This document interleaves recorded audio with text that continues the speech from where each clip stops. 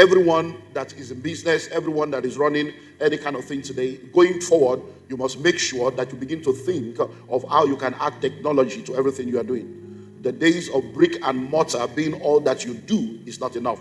The days of having just a physical store, just having a physical shop or a physical office or a physical place of operation alone is not enough. You need to make sure that you open up yourself to the globe, because when you are sleeping in Nigeria, the world is not sleeping.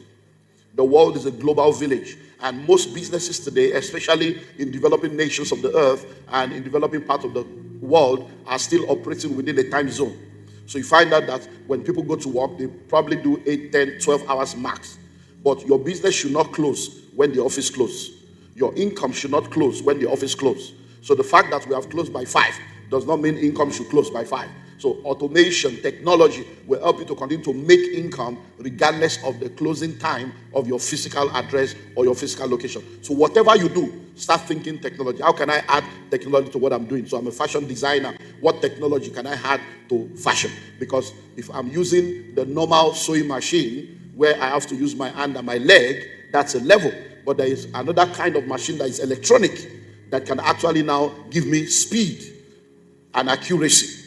And then there's another kind of machine that doesn't even require me to be involved. I design my patterns on a laptop. I do the designs. I make that connection to the machine. I press a button and the machine does the sewing. And on the other side, the finished clothes comes out. So you begin to look in that direction of how to automate everything you do in order to ensure that speed becomes a part of what you do. So tell your neighbor, say, neighbor, what do you presently do? And what technology can you add to what you are already doing? That's an assignment for your life. Go back, sit down, and begin to think about it. Call your team together. If you have what we call the business development unit of your company, quality control, research and development, whatever name you call it, think tank, get people together and begin to think and say, okay, this company, this business, this thing that we're doing in the next 5 years, in the next 10 years, in the next 15 years, can technology replace us?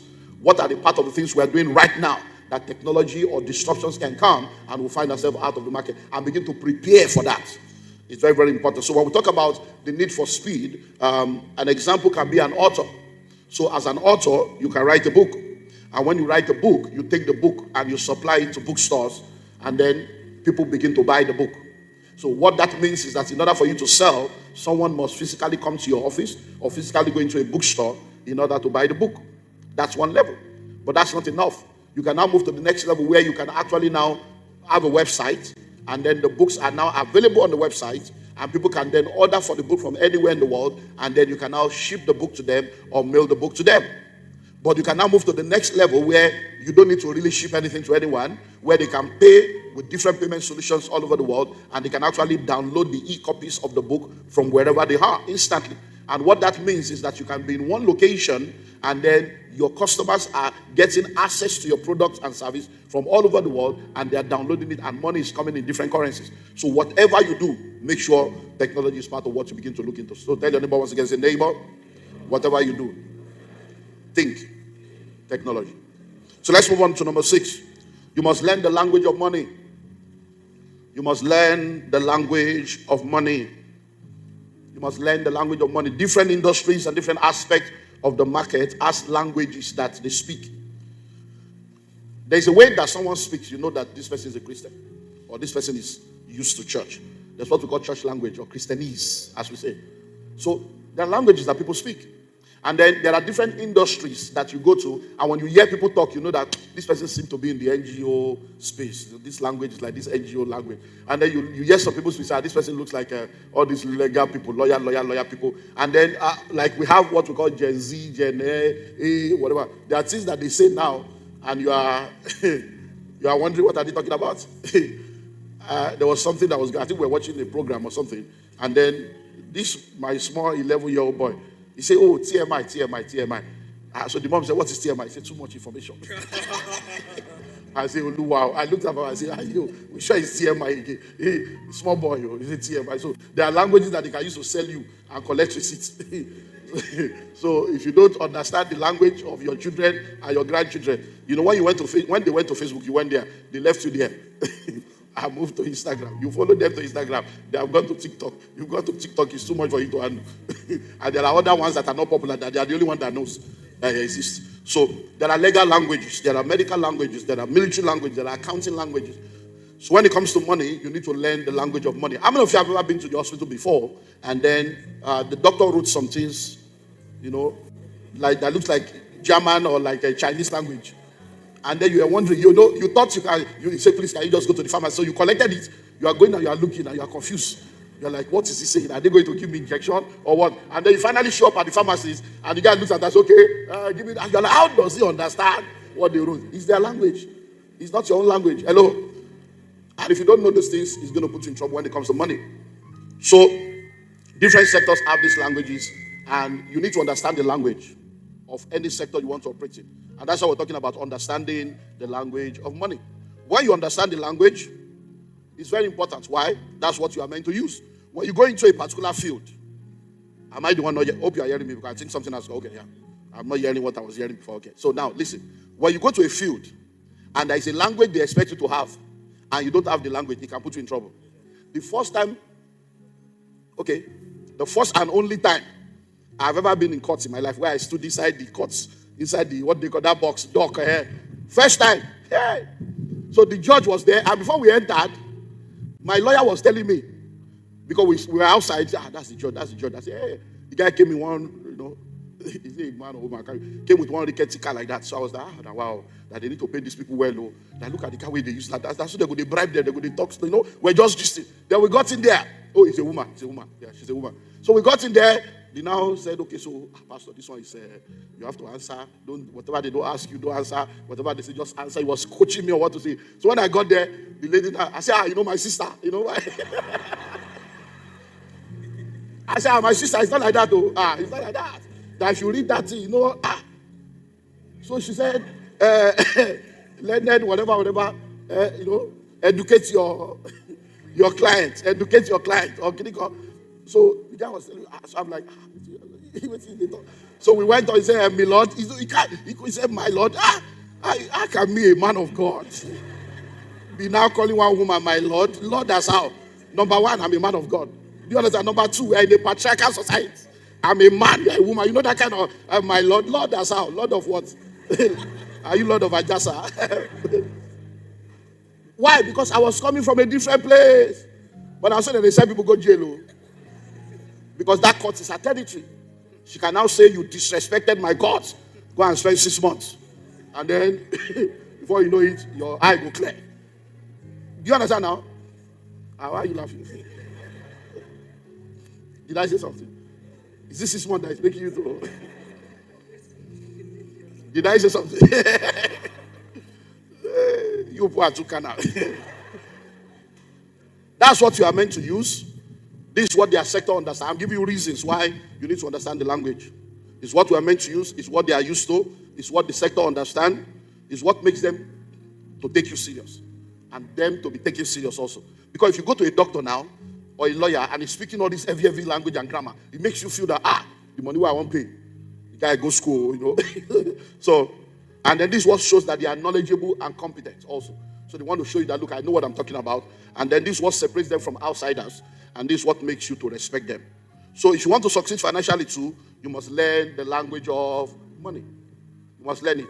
I remember when we were still on the road many years ago, 1996. 1996, we leased a property, 54 Ikotudimu Road, from the landlord. And the guy gave us what they call agreements. And then the agreement that he gave us, he actually told me, he said, Pastor, so this is the agreement, give your lawyer to check, and then so that people will sign and bring it. So even the money, where would they pay rent? It took us months gathering the money. You are now talking lawyer. You know how poor man they think now, lawyer. I never see money pay rent, a lawyer will go give money to. Because that's poverty. So it's poverty thinking. Instead of paying lawyer, at the end of the day, you will pay more. So I didn't understand. We signed. Then one day we came back again and said, okay, this ground in front, we want to build a shed in it. We want to do extension. He did another agreement again. I signed. No lawyer.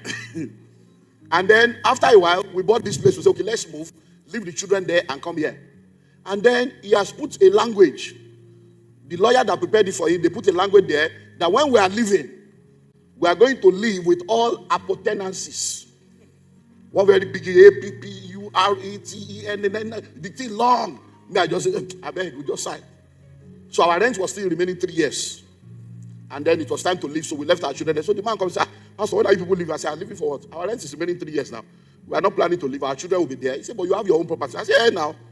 We'll use it for school. We want to start school. He said, no, that's other people are coming. I said, other people are coming. For a property that still has 3 years. He said, we'll refund the money. Because you know the 3 years we paid like maybe, by then we are doing maybe like 5 years, maybe we'll pay like 300,000. Somebody now wants to pay 1 million. It's like, let me just collect. I didn't know he has already collected money from a redeemed church. You know, this church matter. Church, now you go collect church. They see church there, they pay. Hello? The thing costs from them. By the time I escalated it to the top of redeem, they were all begging. I said, how do you people behave like this? This is church. We are there, rent never enough. Another church, go pay inside church. Hello? So they had already given him money, don't chop the money. That was how trouble came. So at the end of the day, long story, but at the end of the day, and I said, no, even if we are going to leave, number one, you will refund the money. Number two, we are going to remove everything we have built. The guy just laughed. He's a pastor, you know, you're a big man of God now. You know when you came, you are still coming up. But now, I hope you know that you signed documents. You better, by now, I think you should have a lawyer now. You better get a lawyer to advise you right. I said, no, I just do bragado. You know, ignorance, Z without knowledge. By the time I called lawyer said, did you sign it? I said, yeah, well, he's in the office. Give me the file. Christo, move file. Give me the file. With ignorance and arrogance. I carried the file. I give him. The lawyer looked at me and said, Pastor, you can't touch anything here. I said, what do you mean? He's ready. He said, Pastor, see this thing? With all, this means that when you are living, the way the building and everything is, that's how you will leave it and walk away. I say, hell. Wait till I sign. So many times, that's what they call penny wise and foolish. Poverty is a mindset, though. You think, come and pay for agreement, you don't want to pay. Pay for lawyer, you don't want to pay. Pay for mentorship, you don't want to pay. Pay for consultancy, you don't want to pay. Freely you have received, freely give, no problem. You freely enter trouble and freely suffer alone. So what's the language of money that you need to learn? Number one, you need to know what money is. What is money? You need to know where money is hiding. You need to know how to make money. You need to know how to manage money. You need to know how to multiply money. That's what I've been dealing with on this journey. You need to understand the meaning of the following. What is cash flow? What is an income? What's an expenditure? What's an asset? What's a liability? What's compound interest? What's inflation? You know, this money matter. Someone asked me a question a while back. He said, sir, I don't understand. They said that the rate of inflation has reduced, but nothing is reducing in the market. That's so what is happening? So I said, oh, you don't understand the language of money. So let me help you understand. When they say the rate of inflation has reduced, it does not mean that prices will reduce in the market. It only means that the speed of increase will reduce. So what do I mean by that? If a crate of egg used to be 500, and then it was moving by 200, so from 500, it became 700, it became 900, it became 1,001, it became 1,003, it became 1,005, it became 1,007. When the rate of inflation now reduced, instead of moving from 17 to 19, it's to move from 17 to 18. Do you understand now? So the reduction has come, but the price will still increase. Hello? So inflation does not reduce price. So when they say something is not inflation, no. So when you understand all these things, it will help you. Because people are now wondering, hey, but dollar to naira has changed. The price will change. No, it doesn't work like that. It doesn't work like that. The fact that dollar to naira has changed does not mean the price of the goods in the market will change. You don't understand money. You don't understand economy. Why? Because the people that were expecting to reduce price, it was when the price was high that they too bought and produced. So they can't reduce price to reflect now because they don't even know what they will meet when they go back. So there are a lot of factors that you don't understand. So to think that, so people have been asking, sir, what do you have to say now? This induces dollar. What do you have to say? I say, look, see, the problem with many of us is we are so emotional and we attach emotion to everything. The reason why dollar to naira had problem is not one reason. There are many reasons.